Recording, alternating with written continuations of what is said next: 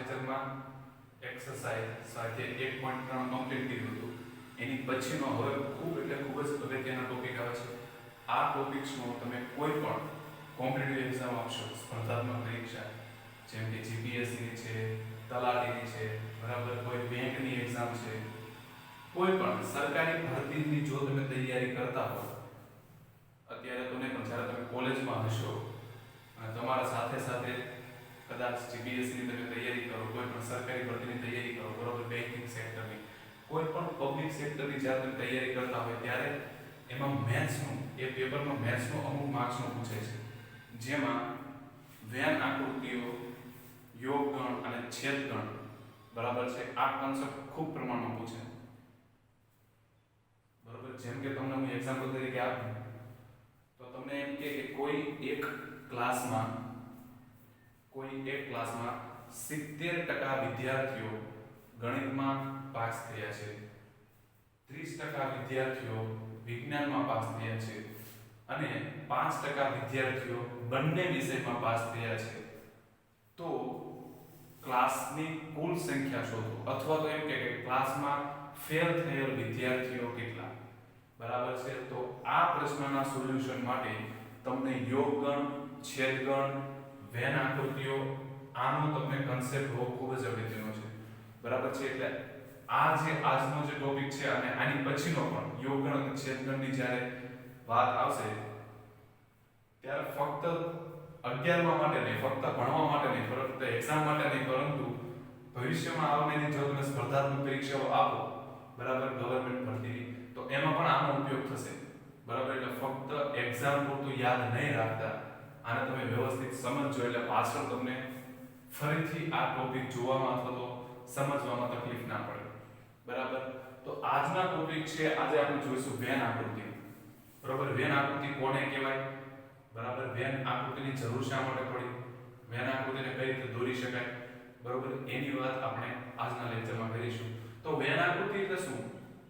તો કે ગણ વચ્ચેના ઘણા ખરા સંબંધોને આકૃતિઓ દ્વારા, બરાબર, ગણ વચ્ચેના ઘણા ખરા સંબંધોને તમે આકૃતિઓ દ્વારા રજૂ કરી શકો, તે આકૃતિઓને વેન આકૃતિઓ કહેવાય, બરાબર. વેન આકૃતિ એટલે શું? તો કે કોઈ પણ 2, 3, 4 અથવા તો કોઈ પણ તમને ગણો આપ્યા હોય, એ ગણોને સમજવા માટે તમે એની આકૃતિ દોરો અને આકૃતિ ઉપરથી તમને ખ્યાલ આવે કે કયો ગણ કોનો ઉપગણ છે, કયા ગણના કેટલા ઘટકો બીજા ગણની અંદર છે, બરાબર. આ બધું સમજવા માટે વેન આકૃતિ ખૂબ જ અગત્યની છે. તો એ વ્યાખ્યા નથી, પણ ખાલી સમજવા માટે વેન આકૃતિ એટલે છે શું હકીકતમાં? તો કે કોઈ પણ ગણ હોય, કોઈ પણ ગણો હોય, એની વચ્ચેની તમારા સંકલ્પના સમજવી હોય, બરોબર, એનો કોન્સેપ્ટ સમજવો હોય તો તમે એને આકૃતિની મદદથી વધારે સારી રીતે સમજી શકો. અને એ જે તમે આકૃતિઓ દોરો એને તમારે વેન આકૃતિઓ તમે કહી શકો, બરોબર. એ આકૃતિઓને તો જોઈએ કઈ રીતે આકૃતિઓ દોરાય, કઈ રીતે વેન આકૃતિ દોરાય.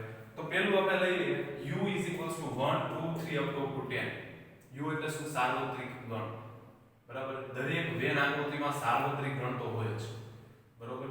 u = 1 2 3 થી 10 અને કોઈ એક બીજો ગણ આપ્યો છે, એ શું? 2 4 6 8 10. હવે આ જે એ છે ને, જો ગણ u નો શું છે? શું છે? ઉપગણ છે, કારણ કે આના બધા ઘટકો આની અંદર છે. જો 2 છે, 4 પણ આવશે, 6 પણ આવશે, 8 પણ આવશે અને 10 પણ આવશે. એટલે આ ગણ એના બધા જ ઘટકો u ની અંદર છે, તો એ શું છે? u નો ઉપગણ. હવે મારે આના માટે વેન આકૃતિ દોરવી તો શું કરવાનું? સૌથી પહેલા એક લંબચોરસ દોરો, આ રીતે, બરાબર.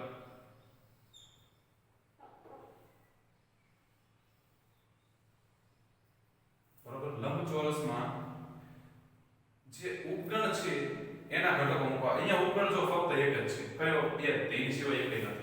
તો a = 2 4 6 8 10 છે, એ જે ઉપગણ એ છે એને તમારે વર્તુળમાં લખવામાં આવ્યું છે, બરોબર. એ જે ચોરસ લખ્યું એની અંદર તમારે કોઈ વર્તુળ લખવાનું, વર્તુળ દોરવાનું અને એની અંદર ઘટકો લખવાના. તો આ જે વર્તુળ છે એ શું છે? હકીકતમાં ગણ એ છે. મેં ગણ એને આકૃતિની રીતે દર્શાવ્યો, બરોબર. ગણ એના જે બધા ઘટકો છે આ વર્તુળની અંદર લખવાના. કયા કયા છે? 2 4 6 8 10. તો તમે ગમે એમ લખી શકો, બરોબર. 2 4 6 8 10, પણ એ વર્તુળની અંદર તમારે લખવાના, બહાર નહીં. બરોબર વર્તુળની અંદર લખવાનો મતલબ શું થયું કે આ જે બધા ઘટકો છે એ ગણ એના ઘટકો છે, પછી જે સાર્વત્રિક ગણ રહ્યો એના ઘટકો તમારે લખી દેવાના, પણ કયા તો કે જે ગણ a ના રહી ગયા એમાં આવી ગયા એના સિવાયના ઘટકો તમારે બહાર લખી દેવાના. હવે 1 થી 10 છે એમાં 2 4 6 8 ના 10 તો આવી ગયા, બરોબર 2 4 6 8 ના 10 આવી ગયા, તો રહ્યા કયા કયા 1 2 આવી ગયું, 3 4 આવી ગયું, 5 6 આવી ગયું, 7 8 આવી ગયા, 9 અને 10 આવી ગયા.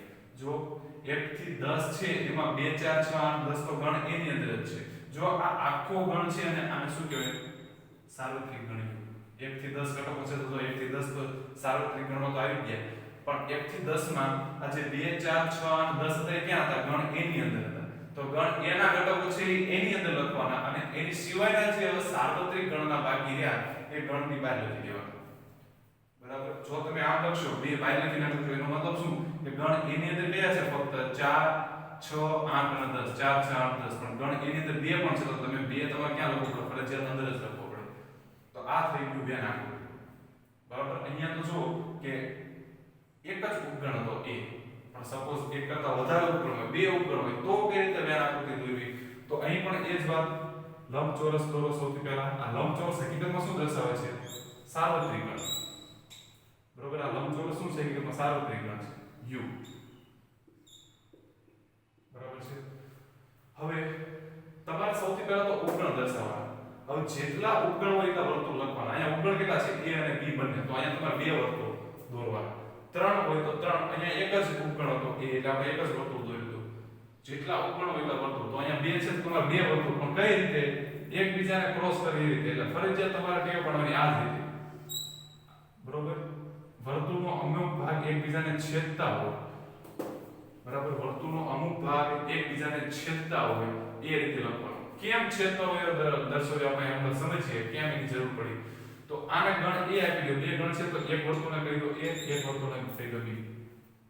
હવે જેમ અહીંયા વાત હતી એ જ રીતે સૌથી પહેલા શું જોવાનું કે આ ભાગ જો a અને b નો જે કોમન ભાગ છે કે જે બંનેમાં આવે છે, આવડો આ ભાગ. બરોબર, આ ભાગ કેવો છે કે જે a અને b બંનેમાં આવે છે, ગણ a માં પણ આવે છે, ગણ b માં પણ આવે છે. તો અહીંયા કયા ઘટક લખવાના બંનેના કોમન ભાગમાં આવતા હોય, તો કે જે a અને b બંનેમાં આવતા હોય એવા. બરાબર છે. a અને b બંનેમાં આવતા હોય એવા ઘટકો કયા છે 4 અને 6. જો 4 અને 6 a માં પણ છે અને 4 અને 6 b માં પણ છે, તો એ જે બંને ઘટકો છે 4 અને 6 બેયમાં છે a અને b, એ તમારે અહીંયા લખી દેવાના 4 અને 6 બંનેમાં. કેમ? કારણ કે 4 અને 6 a માં પણ આવે છે.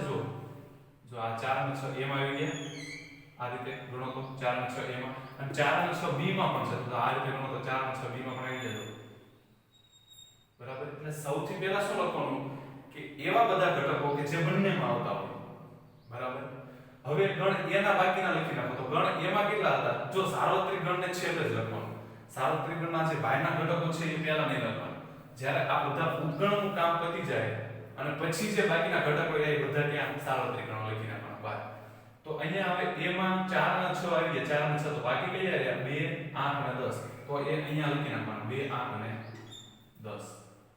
બરોબર, બાકીના ઘટકો બાય. હવે એ જ રીતે b માં 4 અને 6 સિવાયના બાદ લખી નાખો. તો b માં 4 અને 6 ફક્ત બે છે, તો બાકીના કોઈ ઘટક છે જ નહીં, તો બાદ લખવાની વાત જ નથી. તો હવે સાર્વત્રિક ગણ જો a અને b નું કામ પતી ગયું, a અને b ના બધા ઘટકો લખી નાખ્યા. ઓકે, તો હવે સાર્વત્રિક ગણના જો ઘટકો ત્યાં શું છે 1 2 3 અપૂર્વ 10, એટલે 1 થી 10. તો 1 થી 10 માં 2 4 6 8 અને 10 તો આવી જ ગયા. તો રહ્યા કયા 1 2 આવી ગયું, 3 4 આવી ગયું, 5 6 આવી ગયું, 7 8 આવી ગયા, 9 અને 10 આવી ગયા. તો જે બાકીના ઘટકો હતા એના તમારા બે ઉપગણ સિવાય બાકી સાઈડ લખી નાખવાના. બરોબર, તો આ થઈ ગયું વેન આકૃતિ. બરાબર છે. સેમ સિમિલરલી અહીંયા જે બે ઉપગણ હતા એવી રીતે ત્રણ ઉપગણ હોય a b અને c. તો એના માટે સમજીએ.